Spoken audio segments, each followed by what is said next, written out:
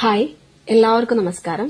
അപ്പൊ ഞാൻ ഇന്ന് സംസാരിക്കുന്നത് നമ്മുടെ ഭക്ഷണ രീതിയെ കുറിച്ചിട്ടാണ്. Food habit.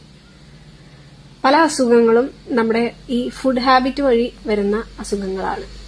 പ്രത്യേകിച്ച് ടൈപ്പ് 2 ഡയബറ്റീസ്. ടൈപ്പ് 2 ഡയബറ്റീസ് എന്ന് പറയുമ്പോൾ നമുക്ക് പെട്ടെന്ന് ഫോം ആവുന്ന ഒരു അസുഖമൊന്നുമല്ല. ഇന്ന് കാണപ്പെടുന്ന ഷുഗർ എന്ന് നിങ്ങൾ വിളിക്കുന്ന ഒരു അസുഖം. അത് നമുക്ക് ചെറുപ്പം മുതലേ നമുക്ക് അതിന്റെ സിംറ്റംസ് ഒക്കെ കാണിച്ചു തുടങ്ങും. പ്രത്യേകിച്ച് നമ്മൾ ഈ പ്രോസസ്ഡ് ഫുഡ്, ഫാസ്റ്റ് ഫുഡ്, അതുപോലെ ഷുഗറി ഡ്രിങ്ക്സ് ഇങ്ങനെ നമ്മുടെ കുട്ടികൾക്ക് സ്ഥിരമായിട്ട് മേടിച്ചു കൊടുക്കുകയാണ്, ഇടയ്ക്കിടയ്ക്ക് മേടിച്ചു കൊടുക്കുകയാണെങ്കിൽ അവർക്ക് പെട്ടെന്ന് തടി വർദ്ധിക്കാനും അവരുടെ കഴുത്തിന് ചുറ്റും കറുത്ത കളർ അനുഭവപ്പെടാനും ഇടയാവും. അതിനെയാണ് ഇൻസുലിൻ റെസിസ്റ്റൻസ് എന്ന് പറയുന്നത്. അത് കാലക്രമേണ ടൈപ്പ് 2 ഡയബറ്റീസിലേക്ക് എത്തിക്കുന്നു. അപ്പൊ നമ്മളുടെ കുട്ടികൾക്ക് അവരുടെ ഫുഡ് ഹാബിറ്റ് എന്ന് പറയുന്നത് ക്രമീകരിക്കേണ്ടത് വളരെ അത്യാവശ്യമാണ്. അതായത് ചെറുപ്പം മുതലേ ഉള്ള ഒരു ഫുഡ് ഹാബിറ്റ് ആണ് നമ്മളെ അസുഖക്കാരാക്കുന്നത് ശരിക്കും പറഞ്ഞു കഴിഞ്ഞാൽ. അപ്പൊ എങ്ങനെയുള്ള ഫുഡിലേക്ക് വേണം നമ്മൾ ചേഞ്ച് ആവാനായിട്ട്?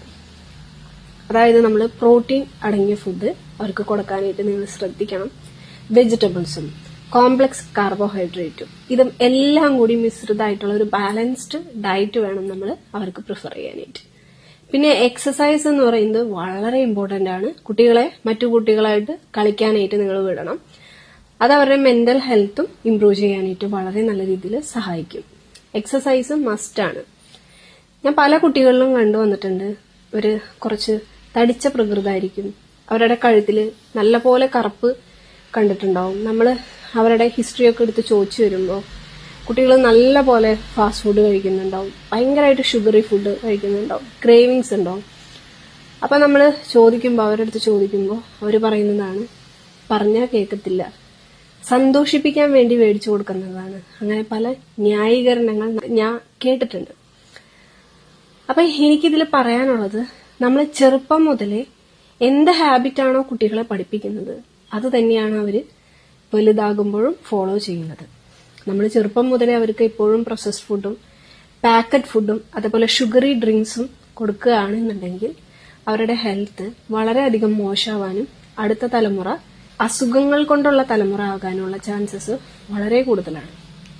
അപ്പൊ എനിക്ക് പല മാതാപിതാക്കളുടെ അടുത്തും പറയാറുള്ളത്, പല മാതാപിതാക്കൾക്കും ഇതിനെക്കുറിച്ച് ഒരു അവയർനെസ് കറക്റ്റായിട്ടില്ല. അപ്പൊ എനിക്ക് അവരോട് പറയാനുള്ളത് എന്താണെന്ന് വെച്ചിട്ടുണ്ടെങ്കിൽ, നിങ്ങളുടെ കുട്ടികൾക്ക് നിങ്ങൾ പ്രോട്ടീനും അതുപോലെ നിങ്ങൾ ധാരാളം വെജിറ്റബിൾസും പിന്നെ കോംപ്ലക്സ് കാർബോഹൈഡ്രേറ്റും അടങ്ങിയ ഫുഡ് നിങ്ങൾ കൊടുക്കാനായിട്ട് നിങ്ങൾ ശ്രദ്ധിക്കണം. അതുപോലെ തന്നെ എക്സസൈസ് വളരെ ഇമ്പോർട്ടന്റ് ആണ്. കുട്ടികളെ മറ്റു കുട്ടികളായിട്ട് കളിക്കാൻ വിടുക. അപ്പൊ അവർക്കൊരു പ്രത്യേക ഒരു സന്തോഷം ഉണ്ടാവും. അതുപോലെ അവരെ മെന്റൽ ഹെൽത്ത് ഇംപ്രൂവ് ചെയ്യാനായിട്ട് വളരെയധികം സഹായിക്കും. അപ്പൊ നമ്മുടെ ചുറ്റുവട്ടത്ത് തന്നെ ചെറുപ്പം മുതലേ ഫുഡ് ഹാബിറ്റ് മോശപ്പെട്ട ആൾക്കാർക്ക് ഇൻസുലിൻ റെസിസ്റ്റൻസ് ഡെവലപ്പ് ചെയ്ത് ടൈപ്പ് 2 ഡയബറ്റീസിൽ എത്തി നിൽക്കുന്ന കുറെ ആൾക്കാരെ നമുക്ക് കാണാനായിട്ട് എനിക്ക് സാധിച്ചിട്ടുണ്ട്. അതുകൊണ്ട് ഈ ഒരു വിവരം നിങ്ങളായിട്ട് ഷെയർ ചെയ്യണമെന്ന് എനിക്ക് തോന്നി. നമ്മുടെ ഭക്ഷണ രീതികൾ നമ്മുടെ ബോഡിയിൽ ഒത്തിരി ചേഞ്ചസ് ഉണ്ടാക്കും. അത് നമ്മുടെ ചെറുപ്പം മുതലേ തന്നെ നമ്മുടെ കുട്ടികളെ നമ്മൾ പറഞ്ഞ് മനസ്സിലാക്കണം.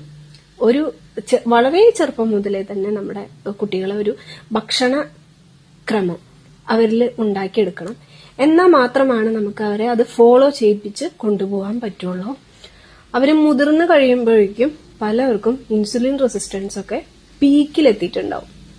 ഓക്കെ, സോ നിങ്ങളുടെ കുട്ടികൾക്ക് ചെറുപ്പം മുതലേ തന്നെ നല്ല ഫുഡ് ഹാബിറ്റ് ഡെവലപ്പ് ചെയ്യാനായിട്ട് നിങ്ങൾ ശ്രദ്ധിക്കണം. അതുപോലെ എക്സസൈസും മസ്റ്റാണ്. സോഷ്യലൈസിങ് വളരെ ഇമ്പോർട്ടന്റ് ആണ്.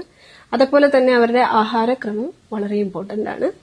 അപ്പോൾ നമ്മൾ പേഴ്സണലൈസ്ഡ് ഡയറ്റ് പ്ലാൻ ചെയ്തു കൊടുക്കുന്നുണ്ട്. അപ്പോൾ നിങ്ങൾക്ക് ഇൻട്രസ്റ്റ് ഉണ്ടെങ്കിൽ നിങ്ങൾ ഈ നമ്പറിൽ കോൺടാക്ട് ചെയ്യാനായിട്ട് ശ്രദ്ധിക്കണം.